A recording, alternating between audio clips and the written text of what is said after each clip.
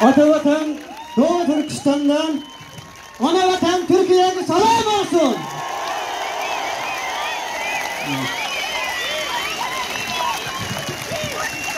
Al bayraktan gök bayraklı selam olsun. Selam 16 milyon güzel İstanbul halkı. İstanbul'u fethi eden komutan, ne güzel komutan demiş Peygamber Efendimiz. Fatih Mehmet'in doğruları selam olsun.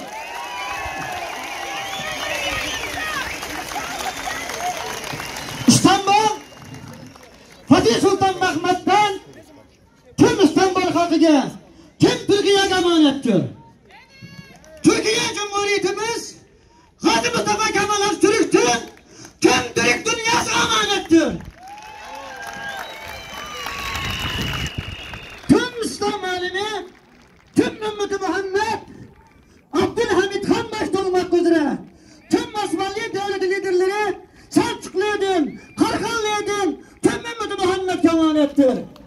Ben bugün mazlumlarının sesi olmak için Doğu Türkistan'daki, adı yurtumuzdaki 35 milyon mazlum Doğu Türkistan'ın sesi olmak için Çin zindanlarında, Şendaz kamplarında işkence gören, soykırım gören vatandaşlarımın sesi olmak için buradayım.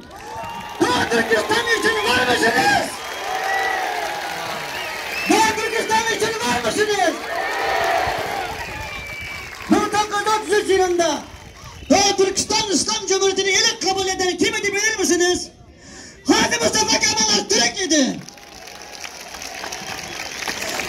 Gazi Mustafa Kemal Atatürk'ün torunları. Gazi Mustafa Kemal Atatürk 1933 yılında Doğu Türkistan İslam Cumhuriyeti'ni kabul etti gibi.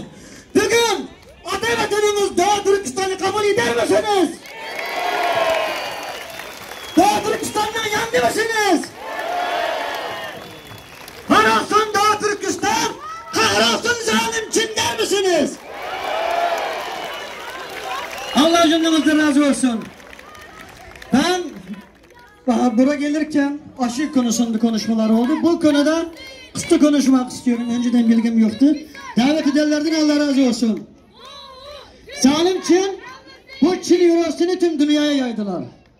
Zalim Çin Peygamber Efendimiz'in amcası Peygamberimizin yaptıklarını tüm dünyaya yaptılar.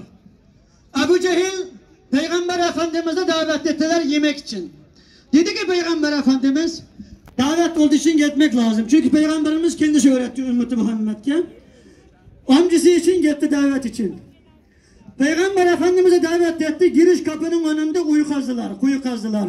Onun aşağısında tikerler vardı, yantaklar vardı, düştüğü zaman ölürdü.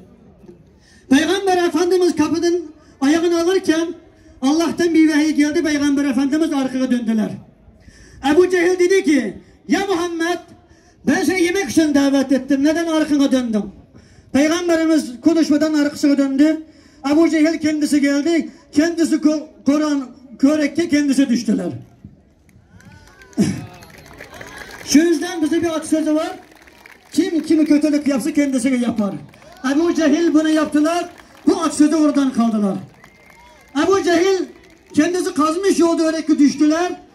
Onun yanındaki 5-6 kişi kazanmadılar. Gücü yetmedi. Ebu Cehil böyle şişman kişiydi. Kilolu. 150 kilo belki 100 kilo bilmiyorum. Sonra Peygamber Efendimiz dedi ki bu da bir insan. Geldiler Peygamber Efendimiz'in elinden tuttular, hemen çektiler. Ebu Cehil'i kurtardılar. Ebu Cehil dedi ki ya Muhammed sen insan değilsin. Sen peygamber değilsin. Sen bir yeri gelsin. Sen yalansın.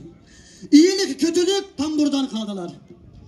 Zalim Çin tam insaniyet tüm dünya bunu yaptılar. Önce tüm dünyanı davet ettiler. Gelin turistik yapın. Çin malını götürün dünyada yayın satın. Tüm dünyadan Çin'i gettiler. Turistler gezdiler. Çin malını tüm dünyaya yaydılar. Çin virüsünü Çin'de kendisi öğrettiler. O şekilde dünyaya yaydılar. Yetmedi kendi virüsünü dünyaya yaydılar. Bu tarihinde bulunmadı. Bu zalim Çin'in dünya karşı 3. Dünya Savaşı'ydı. Bunu bilemediler. Bu 3. Dünya Savaşı'ydı. Bakın, zalim Çin önce virüsü yaydı, sonra aşırı dünyayı gönderdiler. Kendisi önce virüsten kurtuldu, tüm dünya bunun belasını yaşıyor. Baksanız, tüm dünyada virüs yüzünden ekonomi çöktü. İşsizlik çoğaldı. Bugün Türkiye'de yaşadığım için bunu söylüyorum. Ben vatandaşıyım, ana vatanım Türkiye'ni seviyorum. Türkiye'de 35 milyondan fazla vatandaşımız Çin virüsü yüzünden öldüler dediler. Ekonomiye çöktüler dediler. Bunun hesabını zalim Çin'den sormak lazım. Bunun hesabını zalim Çin'den sormak lazım. Ne kadar ekonomi çökse Türkiye'deki tüccarlarımız, iş adamlarımız, işçilerimiz, milletimiz ne kadar zarar görse bu virüste tüm dünya zalim Çin'den hesap sormak lazım. Mesela uzaktan bir su geliyor. Uzaktan bir su geliyor ama pis su geliyor. Kimden görmemiz lazım? Suyun başında kim varsa ondan görmemiz lazım. Bu virüs Çin'den geldiği için insanı Çin'den sormamız lazım. Sonunda Türkiye vatanımızga, Türkiye devletimizge tüm mazlumları kuşak açtığı için teşekkür ediyorum. Tüm halkımızdan ki Türkiye devletimizin yanında olmak için davet ediyorum. 15 Temmuz'da terörge, darbeye karşı dik durduk gibi son nefsimiz kadar, kıyamet kadar Türkiye devletimizin yanında olmak için davet ediyorum. Konuşacaklarım çok, maalesef zaman az. Hakkınızı helal edin. Doğu Türkistan için destek vermenizi, Doğu Türkistan adı vatanımızı, ana vatanımız Türkiye gibi görmenizi rica ediyorum. Allah'a emanet olun. Çok teşekkür ediyorum.